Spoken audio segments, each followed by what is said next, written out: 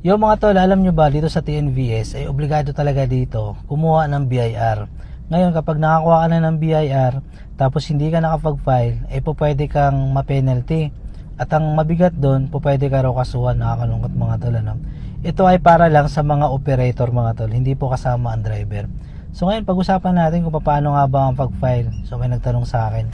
Ito, pinayuhan ako ng isang tropa ko na isang CPA.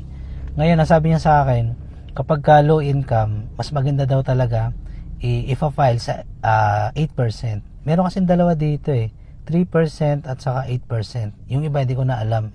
Hindi niya na dinatalya yung iba Nag-focus kami sa 8% kasi low income mga tol, di naman kalakihan yung kita So ito, ganito mga tol. Kung ikaw ay operator, nagpapa-boundary, pabor sa iyo ang 8%. Kung ikaw naman ay driver tapos operator, pabor pa rin mga tol sa iyo ang 8%. Alam niyo kung bakit mga tol? Eto, sa 8% kasi, kapag ka hindi lumagpas ng 250,000 a year ang kinikita mo, ibig sabihin wala kang babayaran na tax mga tol. So ganun kaganda. So papaano ba? Ang sabi niya, sa 8% kasi, ang kagandahan daw doon, lahat ng kinita mo, ililes mo yung pinanggas mo, pinanghulog ng sasakyan, at pinang maintenance. Alam naman natin mga tol, hindi naman gaano kalaki yan ang kinikita natin dito sa TNVS. Sakto lang talaga sa bayarin lahat. Ngayon mga tol, kung ikaw ay operator, pabor na pabor din sa iyo yun. At halimbawa, kung sakali lumagpas ng naging 300,000 ang kinita mo a year, lumagpas ng 50,000. Yung 50,000 lang daw ang babayaran mo na tax, ililes mo ng 8% yun. Yun lang ang magkakaroon ng tax.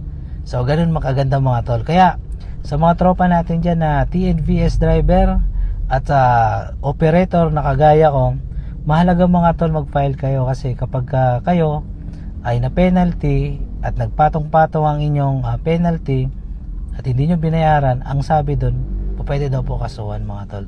Nakakalungkot lang.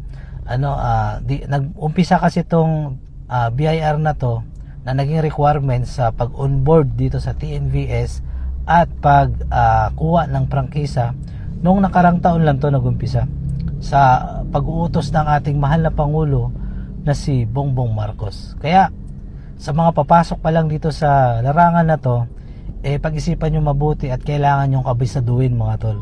Kasi mabigat ang responsibilidad na nakaatang sa ating mga operator. So ganun lang mga tol. Maraming salamat at mag-research pa rin kayo. At kung merong expert dito, pwede kayong mag-comment sa video para makatulong dito sa ating community. So yun lang mga tol. Maraming salamat. Thanks for watching.